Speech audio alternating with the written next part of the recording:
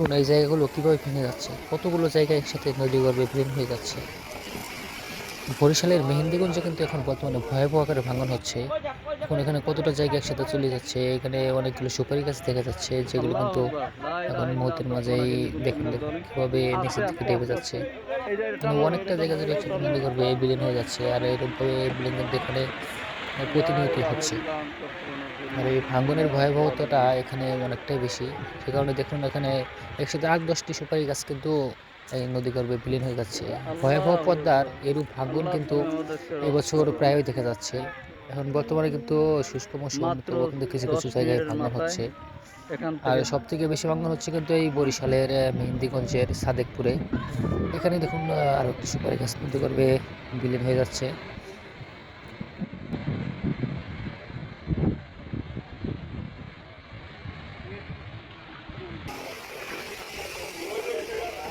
এখানে ভাঙ্গনের যে এটা কিন্তু সীমাহীন ভাঙ্গন চলছে। এখানে আর একটি নারকেল গাছও কিন্তু সাথে নদীগর্ভে চলে যাচ্ছে। এখানে যে ভাঙ্গনের সীমাহীনতা সেটা কিন্তু আর এখানে অনেকটা জায়গা জুড়ে কিন্তু এখানে ভাঙ্গনগুলো হচ্ছে।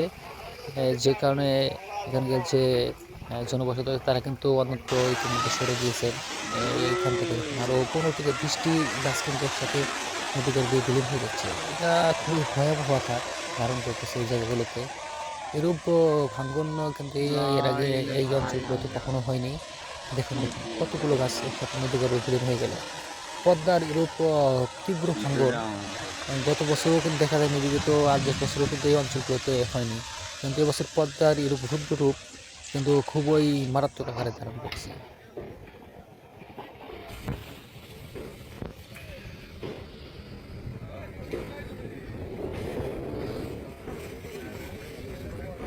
এখানটা দেখুন দুটি নারকেল গাছ কিন্তু নদীগর্ভে বিলীন হয়ে যাচ্ছে। এখানে ইতিমধ্যে অনেকটা জায়গা জুড়ে নদীগর্ভে চলে গেছে, যে দেখুন দেখুন বলতে বলতে চলে গেল নারকেল গাছ দুটো। বরিশালের মেহেন্দিগঞ্জের সাদেকপুরে যে ভাঙ্গন, এটা খুবই দুঃখের বিষয়। আর এই অঞ্চলে যে ভাঙন কবলিত মানুষজন, তাদের দুঃখ দেখার মতো কিন্তু এখন কেউ নেই। এই ভাঙন কবলিত মানুষের দুঃখ বোঝার মতো আর কেউ নেই। যারা এই ভাঙন কবলিত করেছে তারা একমাত্র বুঝে এই ভাঙনের কষ্টটা কতটা। এই অসহায় মানুষদের পাশে দাঁড়াবার মতো কিন্তু বর্তমানে কেউ নেই। সুতরাং এই অসহায় মানুষদের পাশে সবারই দাঁড়ানো উচিত। আর সরকার কর্তৃক কিন্তু এই জায়গাগুলোতে এখন পর্যন্ত কোনো প্রকার ভাঙন রোধের তেমন ব্যবস্থা গ্রহণ করা হয়নি।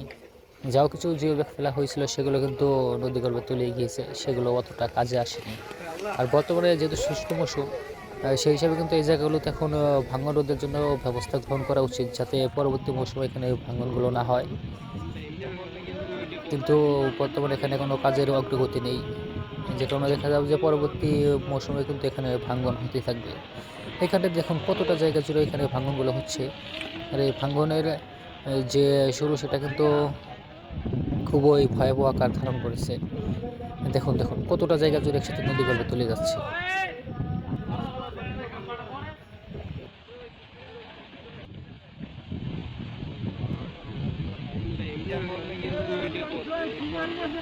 বরিশালের মেহেন্দিগঞ্জ উপজেলায় সাদেকপুরের মানুষজন বর্তমানে খুবই অসহায়। এখানে প্রায় ১০০টিরও বেশি বাড়ি নদীগর্ভে তলিয়ে গিয়েছে। পদ্মার এই ভাঙ্গনে অস অসংখ্য মানুষ কিন্তু ইতিমধ্যে অসহায় হয়ে পড়েছেন, এবং এখানে যে মানুষের জায়গা জমি ছিল অনেকজনের কিন্তু হাজার হাজার একর কিন্তু জায়গা জমি ইতিমধ্যে নদীগর্ভে বিলীন হয়ে গিয়েছে। যেগুলো এখন মানুষজন শত চেষ্টা করে ফিরে পাবে না। আর যেখানে একবার ভাঙন হয় সেই জায়গাগুলো আর কখনোই ওঠে না। এখানে দেখুন রাতের আঁধারেও কিন্তু এখানে ভাঙনগুলো হচ্ছে। এখানে ভাঙন কিন্তু রাতে সব খুবই ভয়াবহ আকারে ভাঙন হচ্ছে। দিনের বেলায় ভাঙন হলে যাও লোকজন কিছু তাদের প্রয়োজনীয় জিনিসপত্র শুনে নিতে পারে, কিন্তু রাত্রির বেলায় ভাঙন হলে এরকম ভয়াবহ আকারে ভাঙন হলে দেখুন পানির স্রোত কতটা ভয়াবহ, কতটা দ্রুত গতিতে ভাঙন হচ্ছে। আর এরূপ যদি রাত্রির বেলায় ভাঙন হয় তাহলে তাদের কোনো কিছুই সরাবার মতো পরিস্থিতি থাকে না। কারণ রাত্রিতে যে হঠাৎ করে ভাঙন শুরু হয়ে যায়, সেভাবে মানুষজন খুবই অসহায় হয়ে পড়েছে। আর এখানটাতে দেখুন কত বড় বড় চাপ পড়ছে নদীতে। এই ভাঙন এবছর কিন্তু প্রতিনিয়ত হচ্ছে। বর্তমানে যেহেতু শীতের সিজন, এখন পানি থেকে তো নদীতে টান অনেকটাই কমে গিয়েছে।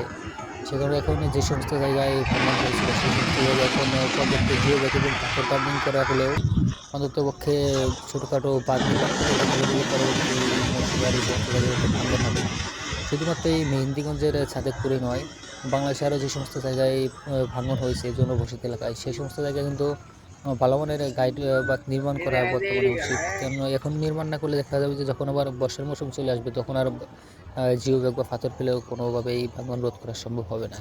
এবং এখন ওই সময় এই সমস্ত ভাঙন রোধের জন্য পূর্ব পরিকল্পিতভাবে ব্যবস্থা গ্রহণ করার সরকার কর্তৃক অতি দ্রুতই ভাঙন রোধের ব্যবস্থা গ্রহণ করলে তাহলে দেখা যায় অসহায় মানুষজন তাদের আর ঘরবাড়ি আর হারাতে হবে না। সরকার কাছে আমরা এটা আশা করবো যাতে পরবর্তী বর্ষার আগেই এই সমস্ত জায়গাগুলোতে ভাঙন রোধের জন্য ভালো মানের বাঁধ নির্মাণ করা হয়।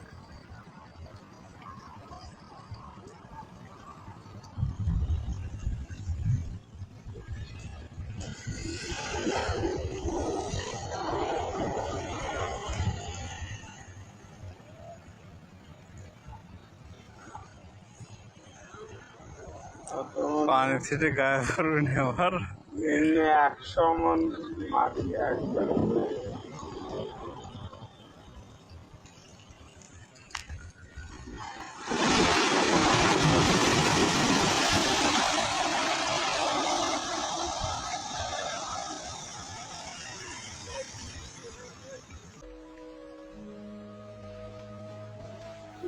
এই জায়গাগুলোতেও কিন্তু অনেকটা জায়গা ভেঙে গিয়েছে। এখানে কিন্তু প্রায় 100 শতাধিক একর জায়গা কিন্তু নদীগর্ভে একদিনের মাঝে বিলীন হয়ে গিয়েছে।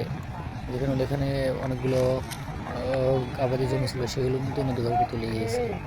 আর এখন সব মানুষজন এখন বর্তমানে খুবই অসহায়। এদের পাশে সবারই দাঁড়ানো উচিত, যাতে করে তারা সুস্থ স্বাভাবিক জীবনে ফিরতে পারে।